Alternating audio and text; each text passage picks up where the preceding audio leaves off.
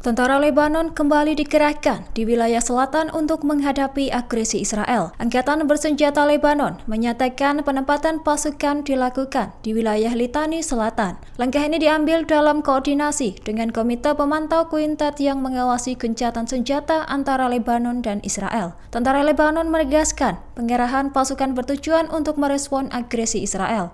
Serangan itu meliputi penembakan terhadap tentara dan warga sipil di Lebanon. Adapun tentara Lebanon mendampingi warga ke kota perbatasan dan berusaha menegakkan keadilan di berbagai wilayah. Dalam pernyataan resmi, tentara Lebanon meminta warganya untuk mematuhi instruksi dari pimpinan militer. Mengutip Al-Mayadin, serangan udara Israel baru-baru ini mengguncang wilayah Nabatih pada Selasa 28 Januari 2025 malam. Sementara Kementerian Kesehatan Lebanon melaporkan 36 orang terluka akibat serangan tersebut. Selain itu, pesawat tak berawak Israel melancarkan serangan di wilayah Majdal Salem, melukai 5 warga sipil. Dilaporkan bulldozer militer Israel juga melakukan operasi penggalian di wilayah pintu masuk Mais al-Jabal. Pasukan Israel juga menghancurkan sumur artesis dan mendirikan benteng tanah baru di wilayah Marwahin. Diketahui pesawat nirawak Israel menjatuhkan bom hingga merusak kendaraan dan melukai seorang warga. Lebih lanjut, pasukan Israel juga membakar rumah-rumah warga di wilayah Alcantara dan Taibeh.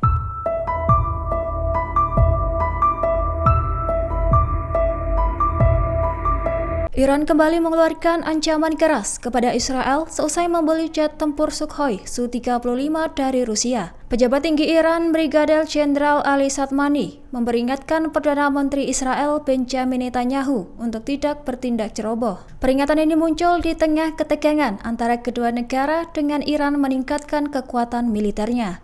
Kini Iran memiliki kemampuan militer yang lebih kuat berkat jet tempur Sukhoi Su-35. Adapun pembelian jet tempur ini memperlihatkan kesiapan Iran untuk menghadapi ancaman dari Israel. Sementara Iran menegaskan bahwa negaranya tak akan tinggal diam jika diserang oleh Israel. Mengutip Tribun News pada 30 Januari 2025, jet tempur Sukhoi Su-35 akan ditempatkan di pangkalan udara Hamadan hingga meningkatkan kekuatan udara Iran. Iran dilaporkan membeli 50 unit jet tempur tersebut dari Rusia. Dengan 6 jet tempur akan segera mendarat di wilayah Teheran. Kehadiran jet ini meningkatkan potensi eskalasi ketegangan antara Iran dan Israel di Timur Tengah. Sementara itu, Rusia diuntungkan dengan penjualan peralatan militer ke pasar baru yang berkembang di negara Iran.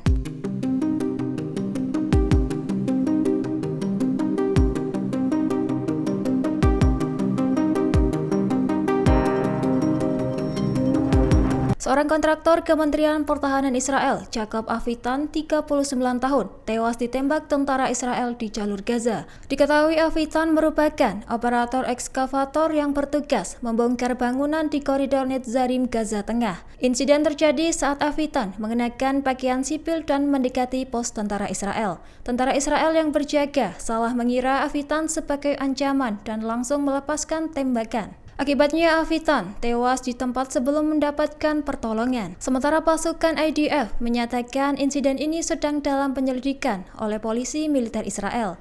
Mengutip Tribun News pada 30 Januari, dikabarkan Avitan menjadi kontraktor sipil kedua yang tewas dalam perang Israel-Hamas di jalur Gaza. Perlu diketahui, sebelumnya kontraktor lain tewas akibat serangan mortir di kota Rafah. Sebagai informasi, militer Israel telah membuka jalan menuju Gaza Utara melalui koridor Netzarim. Adapun Hamas mengklaim ratusan ribu pengungsi telah kembali ke Gaza Utara. Di sisi lain, pasukan Israel menerapkan pengamanan ketat dan menembakkan drone peringatan bagi kendaraan yang melintas.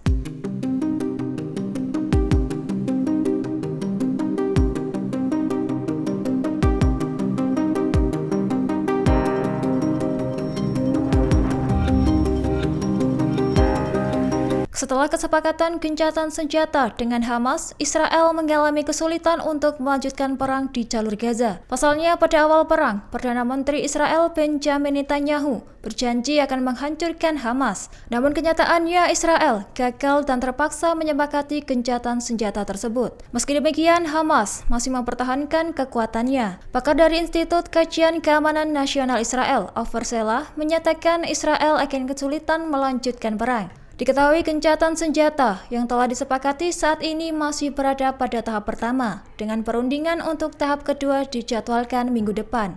Jika tahap kedua berhasil, maka lebih banyak sandera akan dibebaskan. Namun jika gagal, puluhan sandera masih bertahan di jalur Gaza.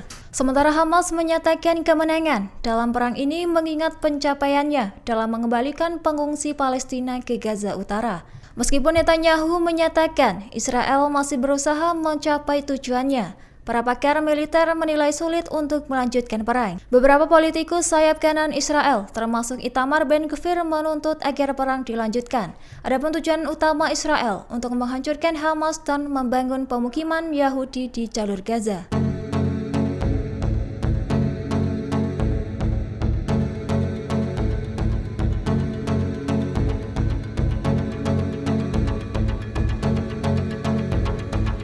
Kelompok militan Palestina, Hamas, menyerahkan tentara wanita Israel, Agam Berger, kepada Palang Merah di wilayah Jabalia, Gaza Utara pada Kamis 30 Januari 2025. Penyerahan ini merupakan bagian dari kesepakatan gencatan senjata dengan Israel. Terlihat Berger mengenakan seragam militer, diarak dengan militan Hamas sebelum diserahkan kepada pejabat Palang Merah. Juru bicara sayap bersenjata Jihad Islam mengonfirmasi bahwa Hamas telah menyelesaikan prosedur penyerahan 2 sandera Israel. Mengutip Tribun News, 3 sandera Israel diperkirakan akan dibebaskan pada hari Kamis sebagai imbalan atas 110 tahanan Palestina. Pada Rabu 29 Januari, Israel mengklaim 11 sandera lainnya akan dibebaskan. Pembebasan itu termasuk 5 warga Thailand pada Sabtu 1 Februari 2025 mendatang. Sementara pemerintah Israel mengonfirmasi telah menerima daftar sandera yang akan dibebaskan. Selain itu, Hamas menuding Israel menunda pengiriman bantuan kemanusiaan ke Gaza. Hal itu dapat membahayakan perjanjian yang telah disepakati. Sebagai bagian dari kesepakatan, 110 tahanan Palestina, termasuk 30 anak di bawah umur, akan segera dibebaskan.